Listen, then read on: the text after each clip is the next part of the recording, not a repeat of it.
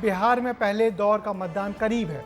कल शाम के बाद चुनाव प्रचार थम भी जाएगा, मगर बिहार चुनाव में प्रचार से ज्यादा चर्चा जेडीयू के बाहुबली विधायक अनंत सिंह की है, जो प्रचार के दौरान हुई हिंसा में आरोपी बने और अब हत्या की धाराओं के साथ फिर एक बार जेल पहुंचा दिए गए हैं।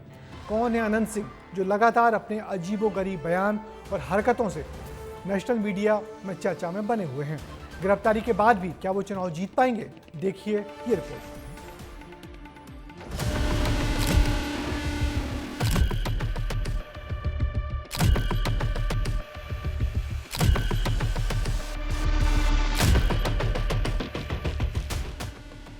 सफेद रंग के कपड़े, आंखों पर काला चश्मा, मूंछों पर ताव देते ये बिहार के सबसे बड़े बाहुबलियों में से एक अनंत सिंह हैं। मोकामा से एनडीए उम्मीदवार अनंत सिंह ने शनिवार को दिन भर प्रचार किया, लेकिन देर रात आरजेडी नेता दुलार चंद की हत्या के आरोप में उन्हें पटना से गिरफ्तार कर लिया गया, जिसने न सिर्फ मोकामा बल्कि पूरे बिहार का चुनावी पारा हाई कर दिया है। मुख्यमंत्री नीतीश कुमार के करीबी केंद्रीय मंत्री ललन सिंह ने मोकामा में चुनावी कमान संभाल ली है, तो विपक्ष के तेवर भी बहुत तीखे हैं। आज वो नहीं है, तो हमने आज से मोकामा के चुनाव का कमान संभाल लिया। आज के बाद चुनाव में एक एक व्यक्ति पंडारक के एक एक आदमी अपने को अनंत सिंह मान के चुनाव लड़े। अनंत सिंह जनता दल यूनाइटेड से उम्मीदवार हैं। अपराध के साथ ही उनका सियासी सफर भी बहुत लंबा रहा है।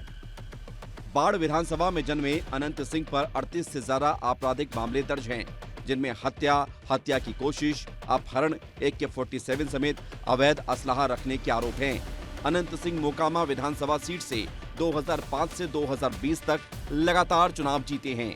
2005 और 10 में जदयू के टिकट से चुनाव लड़कर विधानसभा पहुंचे, लेकिन 2015 में निर्दलीय मैदान में उतरकर जीत की हैट्रिक लगाई। पिछले साल 2020 में आरजेडी से चुनाव लड़ा और चुनाव जीते, लेकिन 2022 में विधायकी चली गई, तो उपचुनाव में भी उनकी पत्नी ही चुनाव जीती। अब जदयू से चुनावी मैदान में उतरे हैं। उनके सामने आरजेडी के सूरजभान सिंह हैं, लेकिन जातिगत आंकड़े अनंत सिंह की गिरफ्तारी के बाद भी उनका ही पलड़ा भारी बता रहे हैं।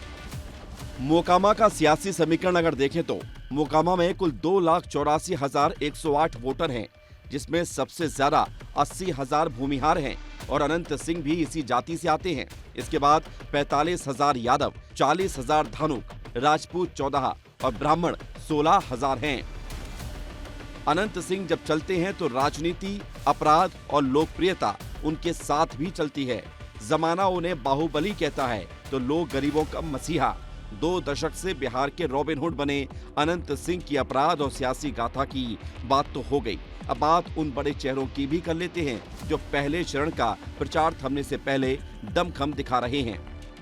नरेंद्र मोदी ने कटिहार से एनडीए उम्मीदवारों के पक्ष में माहौल बनाया, तो रोसड़ा में रैली कर प्रियंका गांधी ने महागठबंधन के लिए वोट मांगे, लेकिन दरभंगा पहुंचे योगी आदित्यनाथ के एक बयान ने सियासी पारा हाई कर दिया।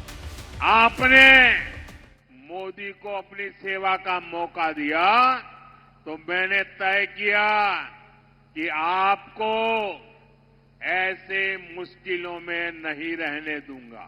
इसलिए हमारी सरकार ने कटिहार को पिछड़े जिले से निकाल करके आकांक्षी जिला घोषित किया। मोदी जी जब पूछो कहीं किसी देश में भ्रमण कर रहे हैं या फिर अपने अपमानों की गिनती गिना रहे हैं कि मुझे इसने अपमानित किया, उसने मुझे गाली दी, ऐसा कहा वैसा कहा। अरे भैया रोना बंद कीजिए, आप प्रधानमंत्री हैं, देश रो रहा है, नौजवान रो रहे हैं। आज इंडी गठबंधन के 3 और बंदर आ गए। पप्पू, टप्पू और अप्पू के नाम पर एनडीए सरकार के द्वारा किए गए विकास दिखाई नहीं दे रहे, उसकी खुशबू इनको सुनाई नहीं दे रहा है, दिखाई नहीं दे रहा है। बहरहाल 24 घंटे में बिहार चुनाव के पहले चरण के लिए चुनावी शोर थम जाएगा।